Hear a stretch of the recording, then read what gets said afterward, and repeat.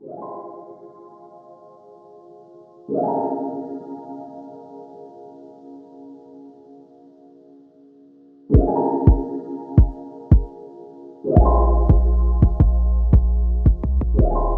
a boomerang, I'm back with another video. Hi, how are you? Hey, Shug. I apologize for not making a video for Tuesday. A lot of stuff was going on for me Tuesday, personally, in my personal life, family emergency, all that. So I'm here though. I'm here for Friday's video. Hopefully y'all enjoy this video today. If you can't tell, something's different about me. Something's different about me. What is it? What's different? Do y'all like the new piercing? I love my new piercing. I'm so obsessed. Like, I think it really shapes my face. I think it really makes my lips look even more. So yeah. Now, if you are new here, welcome to my world. It's Wood. Did y'all enjoy last week's video, like with the PDA, the BuzzFeed quizzes? I know y'all didn't get to see my face last week. Now you get to see my face once this week. I know it's been a lot. Life right now is literally to my ass. Sorry, life's doing that to me right now, and I'm just rolling with the punches. But if you can't tell by the title of the video, we are going to be talking about shitty endings to movies. We're going to be talking about really horrible, crappy endings, not TV shows, movies. I could go on and on and on about a TV show, but movies, it's kind of hard. It's kind of hard to pick out what movies end really bad, because like I watch so much stuff and so many movies that I consider a classic. So like, yeah, I never really watch movies that piss me off because of the ending. So after I've watched the movie one time, they blew that one chance. So yeah, but I want to say that some of the movies that I'm going to talk about, I do love those movies, but they could have ended way better. So yeah, that's really it for this video. Let's just hop into it. For the first movie on my list, we are going to be talking about Boyz N the Hood. Oh my God, I love this movie. I do love this movie. It makes me cry every time I watch the movie, but the ending could have been way better. If you don't know what this movie is, I'm going to try to explain it to the best of my ability. And by the way, there will be spoilers. There are spoilers. So there will be spoilers. Pre-warning. But anyway, for the first movie, it is Boyz N the Hood. It is an hour and 52 minutes. It's pretty lengthy. That's pretty lengthy, especially for a movie that came out in 1991. That basically is a 2-hour movie.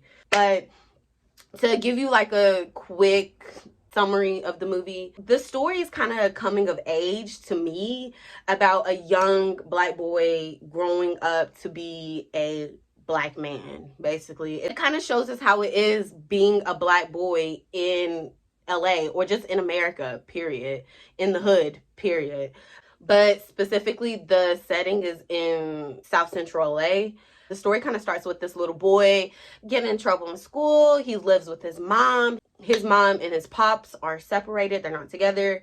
But, you know, they switch who gets him during the summer, during the school year, blase, blase. But the little boy was being really disrespectful, getting into a lot of trouble whenever they were living with their mom. And their mom's like, I can't do this anymore. Your daddy needs to take responsibility of this. I can't handle it anymore, basically. She ends up sending her son to live with his daddy in South Central LA, and it's a really tough neighborhood. While living with his traditional hard-nosed father, pretty much instilled in him proper values and respect with Trey. Trey's the main character, by the way. I don't know why I didn't say his name, but yeah, no, his dad basically instills in him proper values, respect, manners, while he's staying with him at the time of 12, 13, 14, 15, and so on and so forth. And then as time goes on, he's about to leave high school and go off to college, or, you know, whatever is the next chapter for him after high school. While his father was teaching him proper values, his girlfriend, on the other hand, was definitely teaching him how to be vulnerable, communication, faith, loyalty, even accepting intimacy on each other's terms, both terms, mainly hers, you know what I mean? He wasn't forceful, or he wasn't being like, oh, why aren't you giving me none? Or, oh, my homeboys got some, why can't I have none? You know what I mean? And throughout the story, Trey wasn't like that, but we saw that his friends were definitely like catcalling girls and all that. He wasn't doing that, but he hung around people that did do it. While he has these two supportive people, two people that are pushing him to the best of his ability, to push him to be the best person he can be, he also had friends that were in his ear. Period. And those friends were into way deeper things than what Trey was, you know? And a lot of his friends had a different take, a different outlook on the neighborhood. They loved the gang violence. They loved the shooting. They loved the gang banging. They loved, not loved, but they were accustomed to it to the point where they didn't want to change it. You know what I'm saying? Instead of being a part of the problem, change the problem. And they weren't doing that. With Trey's friends wanting to live that thug life, that gangbang life, that the life that's obviously not for everybody, by him being around those type of people, by him being around people that are uplifting those type of things, people dying, bystanders, casualties, whatever, whatnot, can't solve death with another death. I mean, I get the whole eye for an eye, but now another family is mourning. Now another family has to grieve. Yeah. Anyway, so the more that Trey was around that, the more that Trey was around that situation, the more that Trey was around those type of people, those type of friends, the more he saw himself getting in trouble, getting in situations that he really didn't want to be in. It was to the point where one of the friends actually died. Spoiler alert. They actually died at the end, one of his friends. And that friend was actually going to go to college for football and play professional football, I believe. Or he wanted to do like business for his major, but he also wanted to play football. But it's just the principle. He had a way to get out of the neighborhood.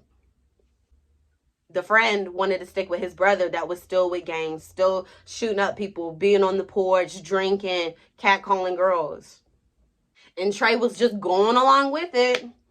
And then one day, Trey's friend and him are walking to the store in the alley, and he gets shot, a little drive-by. It's like things like that happens every day. Like, it's crazy to think that a lot of people right now that's my age or even younger has witnessed their friend or their family being killed due to gun violence, due to gang violence, due to violence, period. And nothing is being done with the mayor, the police department, the community. There's nothing being done other than, oh, sorry for your loss. Oh, prayers to the family. Let's do a little candlelight for the victim. And also, how many times are we going to keep doing this and keep going on with life? And there's still things to be worked on. Like, we can't keep being like, oh, no, another funeral. But nobody's doing anything in the community to make it safe. It's a lot of talk. It's a lot of talk, but no action. I just hated how the movie ended, to be honest with you. I hated that the friend died. I also hated that we didn't really get to see... You know how at the end of the movie, sometimes they do like a whole little text where they're like, so-and-so went to college after this and blah, blah, blah, or... so-and-so went to jail and then died 2 years later. Like, usually BET movies end like that. That's how Boyz N the Hood ended. And I was really upset because I really wanted to see where Trey was going to be at after all this happened. Like, after all this happened, I really wanted to see where Trey's mindset was, what happened to his father, what happened to him and his girlfriend. Like, I just wanted to know more in detail. And I hate that they gave like a little mini text saying that, oh, Trey went to college, he went here and here, then he came back to the community. I want to see that. I want to see that in a scene. Literally. Like, I'm a visual person. I don't want to read. I want to see it. Another thing they could have done at the end of the movie is have the friends that were into bad situations, that were into the gangs, into the guns, all that. It would have been nice to see them transform into a person that's actually teaching other kids not to do it, teaching other kids not to be in gangs. You know what I'm saying? Like, them being the teacher, them being the leader now, instead of being a follower. Instead of seeing, oh, Doughboy went to jail, he died 3 days later. Like, what type of That's it for Boyz N the Hood. I mean, that's really it for my opinion on the ending. But let me know if you've ever watched that movie. Let me know if you actually love that movie. You love how it ended. Let me know, because I want to argue. No, I'm just kidding. Next! Next movie on the list is Set It Off, which came out in 1996. It's a 2-hour and 3-minute movie. Pretty damn lengthy. Like, the 90s always had a 4-hour movie, and I love it. I love it.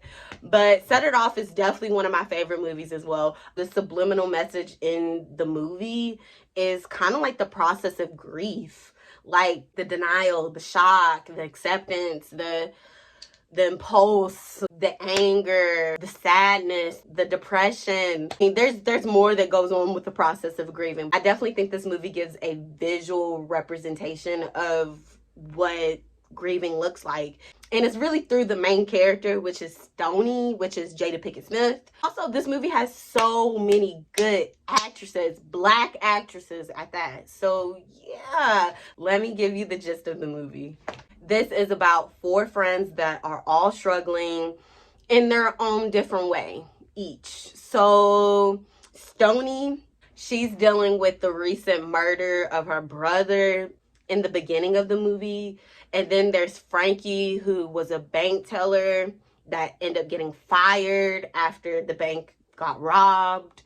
And then there's TT, who is a single mother that is struggling to pay bills and, you know, keep formula, diapers, and all that for the baby. And then lastly, there's Cleo, which is played by Queen Latifah. She's a stud, you know, she's a lesbian stud who is struggling to keep up with everybody else. She wants to have the nice cars, the nice shoes, all that, the nice clothes, and she just wants to keep up with the rest of the fellas. She just wants to keep up with the cars, the clothes, the hoes, I suppose, as Trey Songz says. Frankie, the one that was a bank teller, she actually starts working with the girls after she got fired, and all the rest of the girls actually work at a janitorial company. So yeah, they start all working there together, you know, cleaning, taking out trash, blase, blase. TT actually got her baby taken away by child services, CPS, and Frankie's like, this does not make enough money for none of us.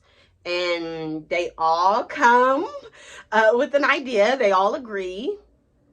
Let's start robbing banks. Why not? I was a bank teller. I know the ins and outs, so why not? And they would never expect 4 women. They would never expect 4 women, especially 4 black women. So, you in or you out? They all agree. They're all in on the deal. And honestly, at first it was successful. At first, like, the robbing banks was really successful. They had wigs. They had all that. They had a mask, jumpsuit, all that. It was going good at first, but then they soon attract the attention of an obsessive cop or detective. I think he's a cop or either a detective, one of the two. Things just get rough because he's on them. He's literally on their tracks. Like, they're not really cleaning up their traces, really. Like, he's putting 2 and 2 together, basically. And like, by the end of the damn movie, everybody dies but Stoney. And I love Stoney, don't get me wrong, I love Stoney, but bitch, why everybody gotta die? Why couldn't there have been 2 people left, Stoney and somebody else? The fact that Stoney is alone again, like, she just lost her brother. She lost her brother in the beginning of the movie. And then by the end of the movie, she don't got nobody. She has no family. Nobody. Nothing. She don't even got her boyfriend, Clarence, whatever his damn name was, which he was a bank teller. It was pretty depressing, not gonna lie. The ending of the movie was so sad. Like, I bawl my eyes out every time, dude. Like, Stoney didn't deserve that, dude. But I love that movie so much. I'm tearing up just thinking about it. Like, I can't even imagine me having all my friends and us doing all these things together. And who knows how long they had been friends before the movie, you know? And the fact that all of them are gone. And she actually watched 2 of them die. So it's like, God. It's just such a depressing ending. I really wish that Stoney some type of happy ending. Because, I mean, the cop knew that Stoney was on the bus whenever he had shot down Frankie. And Stoney is on the bus to go to Mexico. And he's looking at her directly and he's just like... And I guess that's his way of being like, I messed up whenever we shot your brother. So I'm not even going to say nothing. I'm just going to peep that you gone. You know, I'm just going to peep that you're running. And I'm not going to say a damn thing. Because honestly, why would he? He done killed everybody. Stoney got the money. It's just the principle. Also, it's like, I don't know. It's just so sad. Like, you got to watch the movie. Please watch the movie and let me know what you think. I also feel like the end of the movie could have just been... I don't know. She could have wrapped her up a little better. One more bank run. And then TT dies first. Then it's Cleo. Then it's Frankie. I don't know. I'm lost for words. That's it for Set It Off. That's it for my opinions on the end of Set It Off. Let me know if you agree. Let me know if you disagree. If you've never watched that movie before, watch it. That's a movie out of this whole list. I have. Please watch Set It Off if you're not going to watch another movie. Please. Okay, next is Planet of the Apes. Let me know if you love Planet of the Apes, because I love Planet of the Apes. Like, I like the old one. I like the new version. Period. It's good, and it kind of makes you think, like, animals will be taking over soon. The specific movie, War of the Planet of the Apes, and that came out like 2017, and it's a 2-hour and 20-minute movie. Like, that's how lengthy it was. I'm not even gonna explain the movie because, like, I'm pissed. Caesar died. Like, spoiler alert, our nigga died. The main monkey we like, that we started from the beginning with, Caesar. We find out he has a son. We see his son grow up. Throughout the movie, still, once again, you know, humans and apes are going at it. Whose territory is what? The humans at the time didn't really have water, not a lot of electricity, because everything's kind of shut down. Like, monkeys have taken over completely, and, like, the monkeys are trying to really take it all. But Caesar's just like, well, I don't mind us all working together, but don't play me. And what do? Play him. And then another monkey in his group is a backstabber. It's just a whole thing. It's a whole thing. At first we thought Caesar died for real, because that monkey had pushed Caesar off the cliff mid-movie. And we're like, no, not Caesar. And then he takes over. I forget what his name is. Cobra. One of the two is his name. Cobra takes over, which is the bad guy, the bad monkey that betrayed Caesar. We're thinking Caesar's dead, and his son's like, oh no, blase. And then, by the way, they're not talking. They're not talking like how I'm talking. Then all of a sudden, Caesar comes back, like, hid and healed. And then whenever he came back, he said, bitch, I hope the fuck you do. You'll be a dead son of a bitch, I tell you that. I don't remember if he killed Cobra. I don't really remember. But I do remember Papa Caesar. I remember Papa Caesar dying in his son's arms on the rock on the hill. And that's at the end of the movie. And me and my mama look at each other like,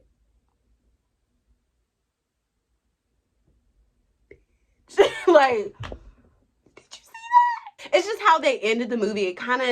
It leaves us on a cliffhanger. Like, is the son gonna be the leader now? Did Caesar die for real? Like, wait, this ain't fair. This is not fair, period. I wanted to see Caesar old as hell with a cane walking, and then he sees his little grandbabies. Like, that's what I was thinking. Y'all are probably like, why is she this upset over a monkey animation? Watch your mouth. No, I'm just kidding. It just pisses me off. I really love the first Caesar. I like the second one. And then that third one, cut it. Okay. Okay, yeah, so next and last on the list is 50 Shades of Grey. I'm actually going to be talking about the last movie of the 50 Shades of Grey series. Okay, there's 50 Shades of Grey, there's 50 Shades Darker, and then there's 50 Shades Free. We're going to be talking about 50 Shades Free, and that one came out 2018. It's an hour and 41 minutes. Lengthy enough, but nothing will ever compare to the first 50 Shades of Grey. I kind of feel like after the first one, it just kind of, it gave me soap opera. It was just, the acting was really cringy. Christian, yeah, we barely saw him throughout the movie, honestly. This last one, like, whenever we did see him, he always was copping a damn attitude, or was just like, I'm gonna punish you. I'm gonna punish you real good. And you're like, do y'all talk? Since this is the last movie I'm talking about, I'll do a little summary for it. Believing they left behind the shadowy figures from the past, billionaire Christian Grey and Anastasia get married. You know, at first they're living their best life. They're living their la vida loca. They're traveling. They're going on shopping sprees. They're going to spas. They're going on the jet. They're doing the damn thing together. They're newlyweds. Of course, in the honeymoon phase, everybody's good. Everybody's peaches and rainbows. So yeah. But just as Christian and Anastasia get like accustomed to being husband and wife, and accustomed to her actually living there fully, and her wanting to have a baby perhaps and all that, and he doesn't at the time.